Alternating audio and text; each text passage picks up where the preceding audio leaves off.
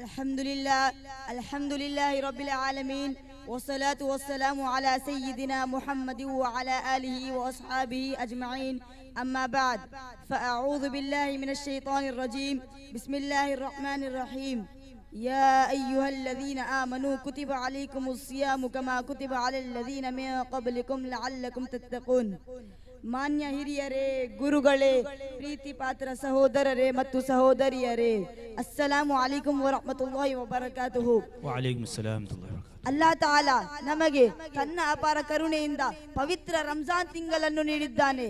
ಇದು ಕೇವಲ ಹಸಿವುದಾದ ತಿಂಗಳಲ್ಲ, ಇದು ನಮ್ಮ ಈಮಾನನ್ನು ಜೀವಂತಗೊಳಿಸುವ, ಪಾಪಗಳಿಂದ ಶುದ್ಧಗೊಳಿಸುವ ಮತ್ತು ಅಲ್ಲಾಹ್ಗೆ ಹತ್ತಿರವಾಗಿಸುವ ತಿಂಗಳಾಗಿದೆ.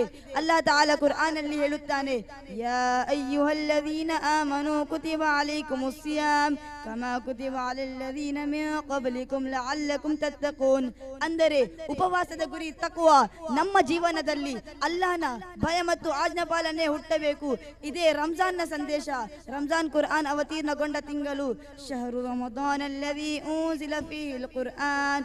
ಆದ್ದರಿಂದ ಈ ತಿಂಗಳಲ್ಲಿ ಕುರ್ಆನ್ ಜೊತೆ ನಮ್ಮ ಸಂಬಂಧ ಗಟ್ಟಿಯಾಗಬೇಕು. ಕೇವಲ ಓದುವುದು ಅಲ್ಲ, ಅದರ ಮೇಲೆ ಅಮಲ್ ಮಾಡಬೇಕು.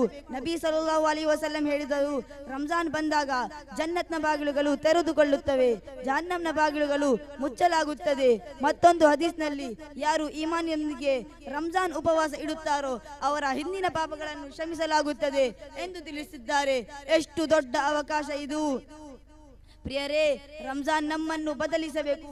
ರಂಜಾನ್ ನಂತರವೂ ನಮಾಜ್ ಉಳಿಯಬೇಕು, ಕುರ್ಆನ್ ನಮ್ಮ ಜೊತೆ ಇರಬೇಕು, ಪಾಪಗಳಿಂದ ದೂರ ಉಳಿಯಬೇಕು. ಇದೇ ಯಶಸ್ಸು. ಕೊನೆಯಲ್ಲಿ ದುಆ ಮಾಡೋಣ.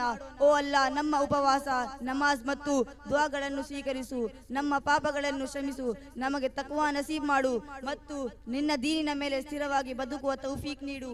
ಆಮೀನ್. ವ ಆಖಿರು ದಅವಾನಾ ಅನಿಲ್ ಹಮ್ದುಲಿಲ್ಲಾಹಿ ರಬ್ಬಿಲ್ ಆಲಮೀನ್.